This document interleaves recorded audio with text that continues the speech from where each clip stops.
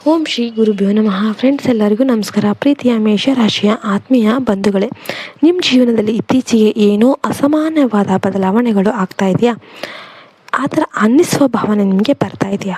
ಕೆಲವೊಮ್ಮೆ ಎಲ್ಲವೂ ನಿಮ್ಮ ಕೈಯಲ್ಲೇ ಇರುತ್ತೆ ಅನಿಸುತ್ತೆ, ಮತ್ತು ಕೆಲವೊಮ್ಮೆ ಎಲ್ಲವೂ ಕೈ ತಪ್ಪಿ ಹೋಗ್ತಾ ಇದೆ ಅನಿಸುತ್ತೆ. ಈ ಗೊಂದಲ ಸಾಮಾನ್ಯವಲ್ಲ, ಇದು ಒಂದು ದೈವಿಕ ಸಂಕೇತ, ನಿಮ್ಮ ಜೀವನದ ದೊಡ್ಡ ತಿರುವಿನ ಮುನ್ಸೂಚನೆ. ಮೇಷರಾಶಿಯವರೇ, ನೀವು ಅಗ್ನಿತತ್ವದವರು. ಧೈರ್ಯ ನಿಮ್ಮ ಗುಣ, ಹೋರಾಟ ನಿಮ್ಮ ಸ್ವಭಾವ. ಆದರೆ ಕಳೆದ ಕೆಲವು ವರ್ಷಗಳಲ್ಲಿ ನಿಮ್ಮ ಆ ಧೈರ್ಯವೇ ಕುಂದಿತ್ತು, ನಿಮ್ಮ ಆತ್ಮವಿಶ್ವಾಸ ಕುಸಿದಿತ್ತು. ನೀವು ನಂಬಿದವರು ನಿಮ್ಮನ್ನು ಮೋಸ ಮಾಡಿದ್ರು, ನೀವು ಮಾಡಿದ ಪ್ರಯತ್ನಗಳಿಗೆ ಫಲ ಸಿಗಲಿಲ್ಲ. ಎಷ್ಟೇ ಪ್ರಯತ್ನ ಮಾಡಿದರೂ ಕೂಡ ಕೈಗೆ ಬಂದ ಅವಕಾಶಗಳು ಕೈತಪ್ಪಿತು. ಆದರೆ ಈಗ ಗಮನಿಸಿ, ಈ ಕಾಲ ಬದಲಾಗ್ತಾ ಇದೆ. ನಿಮ್ಮ ಜೀವನದಲ್ಲಿ ಒಂದು ದೈವಿಕ ಶಕ್ತಿ ಪ್ರವೇಶ ಮಾಡಿದೆ. ಇದು ಸಾಮಾನ್ಯ ಶಕ್ತಿಯಲ್ಲ, ಇದು ನಿಮ್ಮ ಕರ್ಮದ ಫಲವನ್ನು ನೀಡಲು ಬಂದಿರುವ ಶಕ್ತಿ. ನೀವು ಅನುಭವಿಸಿದ ಪ್ರತಿಯೊಂದು ನೋವಿಗೂ ಈಗ ಉತ್ತರ ಸಿಗಲಿದೆ. ಮುಂದಿನ 24ರಿಂದ 72 ಗಂಟೆಗಳು ನಿಮ್ಮ ಜೀವನದಲ್ಲಿ ಅತ್ಯಂತ ಮಹತ್ವದ ಸಮಯ. ಯಾಕೆಂದರೆ ಒಂದು ಅಚ್ಚರಿಯ ಘಟನೆ ನಡೆಯಲಿದೆ. ಅದು ನಿಮ್ಮ ಜೀವನದ ದಿಕ್ಕನ್ನೇ ಬದಲಾಯಿಸಬಹುದು. ಒಂದು ಶುಭ ಸುದ್ದಿ, ಒಂದು ಹೊಸ ಅವಕಾಶ, ಅಥವಾ ನೀವು ನಿರೀಕ್ಷಿಸದ ವ್ಯಕ್ತಿಯ ಪ್ರವೇಶ. ಆದರೆ ಒಂದು ಎಚ್ಚರಿಕೆ, ಈ ಸಮಯದಲ್ಲಿ ನೀವು ನಿಮ್ಮ ಮನಸ್ಸನ್ನು ನಿಯಂತ್ರಿಸಬೇಕು. ಮೇಷರಾಶಿಯವರ ದೊಡ್ಡ ದುರ್ಬಲತೆ ಏನಂದರೆ ಕೋಪ. ಒಂದು ಕ್ಷಣದ ಕೋಪ ನಿಮ್ಮ ಭಾಗ್ಯವನ್ನೇ ಹಾಳು ಮಾಡಬಹುದು. ಆದ್ದರಿಂದ ಯಾವುದೇ ನಿರ್ಧಾರ ತೆಗೆದುಕೊಳ್ಳುವ ಮುನ್ನ 2 ಬಾರಿ ಯೋಚನೆ ಮಾಡಿ. ಇಷ್ಟು ದಿನ ನಿಮ್ಮ ಜೀವನದಲ್ಲಿ ಏನಾಯಿತು? ಹಣ ಬಂದರೂ ಉಳಿಲಿಲ್ಲ, ಕೆಲಸ ಮಾಡಿದರೂ ಗುರುತಿಸಿಕೊಳ್ಳಿಲ್ಲ, ನಿಮ್ಮ ಶ್ರಮಕ್ಕೆ ತಕ್ಕ ಪ್ರತಿಫಲ ಸಿಗಲಿಲ್ಲ. ಇದರಿಂದ ನಿಮ್ಮ ಮನಸ್ಸು ಬೇಸರಗೊಂಡಿತ್ತು. ಕೆಲವೊಮ್ಮೆ ನೀವು ನಾನು ತಪ್ಪು ದಾರಿಯಲ್ಲಿ ಸಾಗ್ತಾ ಇದ್ದೇನಾ ಅನ್ನೋ ಅನುಮಾನ ಕೂಡ ಬಂದಿರಬಹುದು. ಆದರೆ ಸತ್ಯ ಏನಂದರೆ, ನೀವು ತಪ್ಪಿಲ್ಲ, ಸಮಯ ತಪ್ಪಿತ್ತು. ಈಗ ಸಮಯ ನಿಮ್ಮ ಪರವಾಗಿದೆ. ಲಕ್ಷ್ಮೀದೇವಿಯ ಕೃಪೆ ನಿಧಾನವಾಗಿ ನಿಮ್ಮ ಜೀವನದಲ್ಲಿ ಪ್ರವೇಶ ಮಾಡ್ತಾ ಇದೆ. ಈಗ ನಿಮ್ಮ ಜೀವನದಲ್ಲಿ 2 ದೊಡ್ಡ ಬದಲಾವಣೆಗಳು ಆಗಲಿವೆ. ಮೊದಲನೆಯದು ಹಣಕಾಸು. ನಿಮ್ಮ ಆದಾಯ ಹೆಚ್ಚಾಗುತ್ತೆ, ಹೊಸ ಅವಕಾಶಗಳು ಬರುತ್ತೆ, ನೀವು ನಿರೀಕ್ಷಿಸಿದ ಸ್ಥಳದಿಂದ ಹಣ ಬರಬಹುದು. ಎರಡನೆಯದು ಆತ್ಮವಿಶ್ವಾಸ. ನೀವು ಮತ್ತೆ ನಿಮ್ಮ ಹಳೆಯ ಶಕ್ತಿಯನ್ನು ಪಡಿತೀರಾ. ಆದರೆ ನೆನ್ಪಿಡಿ, ನಿಮ್ಮ ಯಶಸ್ಸನ್ನು ಎಲ್ಲರ ಮುಂದೆ ಪ್ರದರ್ಶನ ಮಾಡಬೇಡಿ.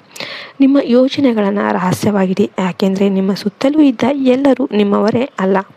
ಕೆಲವರು ನಿಮ್ಮ ಯಶಸ್ಸನ್ನು ನೋಡಿ ಅಸೂಯೆ ಪಡ್ತಾರೆ. ಈ ಸಮಯದಲ್ಲಿ ನೀವು 3 ಮುಖ್ಯ ನಿಯಮಗಳನ್ನು ಪಾಲಿಸಬೇಕು. ಮೊದಲನೆಯದು ಶಾಂತಿ. ಎಷ್ಟೇ ಕಷ್ಟಪಟ್ಟರೂ ಮನಸ್ಸನ್ನು ಶಾಂತವಾಗಿಡಿ. ಎರಡನೆಯದು ಶ್ರಮ. ನಿಮ್ಮ ಕೆಲಸದ ಮೇಲೆ ಸಂಪೂರ್ಣ ಗಮನ ಹರಿಸಿ. ಮೂರನೆಯದು ದಾನ. ನಿಮ್ಮ ಸಾಮರ್ಥ್ಯಕ್ಕೆ ತಕ್ಕಂತೆ ಸಹಾಯ ಮಾಡಿ. ಮೇಷರಾಶಿಯವರೇ, ಮುಂದಿನ ಕೆಲವು ದಿನಗಳಲ್ಲಿ ನಿಮ್ಮ ಮನೆಗೆ ಒಂದು ಶುಭ ಸುದ್ದಿ ಬರಲಿದೆ. ಅದು ಉದ್ಯೋಗದ ಬಗ್ಗೆ ಇರ್ಬೋದು, ವ್ಯವಹಾರದ ಬಗ್ಗೆ ಇರ್ಬೋದು, ಅಥವಾ ನಿಮ್ಮ ಕುಟುಂಬಕ್ಕೆ ಸಂಬಂಧಿಸಿದ ಸಂತೋಷದ ಸುದ್ದಿ ಇರಬಹುದು. ಸಂಬಂಧಗಳ ವಿಚಾರದಲ್ಲಿ ದೊಡ್ಡ ಬದಲಾವಣೆಗಳು ಆಗಲಿವೆ. ನಿಮ್ಮನ್ನು ಬಿಟ್ಟು ಹೋದವರು ಮತ್ತೆ ನಿಮ್ಮ ಜೀವನಕ್ಕೆ ಬರೋದಕ್ಕೆ ಪ್ರಯತ್ನ ಮಾಡ್ತಾರೆ. ಆದರೆ ಇಲ್ಲಿ ನೀವು ಜಾಗರೂಕರಾಗಿರಬೇಕು. ಎಲ್ಲರಿಗೂ ಮತ್ತೆ ಅವಕಾಶ ಕೊಡಬೇಡಿ. ಹಣಕಾಸಿನ ವಿಷಯದಲ್ಲಿ ನೀವು ಈಗ ಒಂದು ಹೊಸ ಹಾದಿ ಹಿಡಿತೀರಾ. ಅನಗತ್ಯ ಖರ್ಚುಗಳನ್ನು ಕಡಿಮೆ ಮಾಡ್ತೀರಾ. ಉಳಿತಾಯ ಹೆಚ್ಚಾಗುತ್ತೆ. ಕೆಲವು ಜನರಿಗೆ ಹೊಸ ವ್ಯವಹಾರ ಆರಂಭಿಸುವ ಅವಕಾಶ ಸಿಗಬಹುದು. ಉದ್ಯೋಗದಲ್ಲಿ ನಿಮ್ಮ ಶ್ರಮಕ್ಕೆ ಗುರುತಿಸಿಕೊಳ್ಳುವ ಸಮಯ ಬಂದಿದೆ. ನಿಮ್ಮ ಮೇಲಾಧಿಕಾರಿಗಳು ನಿಮ್ಮನ್ನು ಗಮನಿಸ್ತಾರೆ. ನಿಮ್ಮ ಪ್ರತಿಭೆಗೆ ಬೆಲೆ ಸಿಗುತ್ತೆ. ಕೆಲವರಿಗೆ ಪದೋನ್ನತಿ ಸಾಧ್ಯತೆ ಇದೆ. ವಿದ್ಯಾರ್ಥಿಗಳಿಗೆ ಇದು ಅತ್ಯಂತ ಶುಭ ಸಮಯ. ನಿಮ್ಮ ಗಮನ ಮತ್ತು ಬುದ್ಧಿ ಹೆಚ್ಚಾಗುತ್ತೆ. ಪರೀಕ್ಷೆಗಳಲ್ಲಿ ಉತ್ತಮ ಫಲಿತಾಂಶ ಸಿಗುತ್ತೆ. ಆದರೆ ಒಂದು ಮುಖ್ಯ ಸೂಚನೆ, ಮುಂದಿನ 48 ಗಂಟೆಗಳ ಕಾಲ ಯಾವುದೇ ದೊಡ್ಡ ಹೂಡಿಕೆ ಮಾಡಬೇಡಿ. ಯಾವುದೇ ನಿರ್ಧಾರ ತೆಗೆದುಕೊಳ್ಳುವ ಮುನ್ನ ಹಿರಿಯರ ಸಲಹೆ ಪಡೆಯಿರಿ. ಪ್ರತಿದಿನ ಬೆಳಿಗ್ಗೆ ಮತ್ತು ಸಂಜೆ ನಿಮ್ಮ ಇಷ್ಟ ದೇವರನ್ನು ಸ್ಮರಿಸಿ. ಒಂದು ದೀಪ ಹಚ್ಚಿ. ಇದು ನಿಮ್ಮ ಜೀವನದಲ್ಲಿ ಧನಾತ್ಮಕ ಶಕ್ತಿಯನ್ನು ಹೆಚ್ಚಿಸುತ್ತೆ. ಸಾಧ್ಯವಾದರೆ ಹನುಮಂತನ ದೇವಾಲಯಕ್ಕೆ ಭೇಟಿ ನೀಡಿ. ಮೇಷರಾಶಿಯವರೇ, ನೀವು ಸೋತಿಲ್ಲ, ನೀವು ಕೇವಲ ಪರೀಕ್ಷೆಯಲ್ಲಿ ಇದ್ದೀರಿ.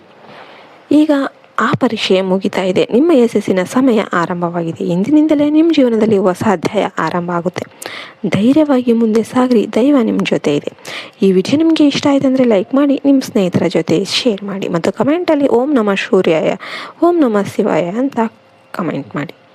ನಿಮ್ಮ ಜೀವನದಲ್ಲಿ ಶುಭವಾಗಲಿ. ಧನ್ಯವಾದಗಳು. ಜೈ ಹಿಂದ್, ಜೈ ಭಾರತ್ ಮಾತೆ. ಹರಿ ಓಂ ತತ್ಸತ್. ಸರ್ವೇ ಜನೋ ಸುಖಿನೋ ಭವಂತು.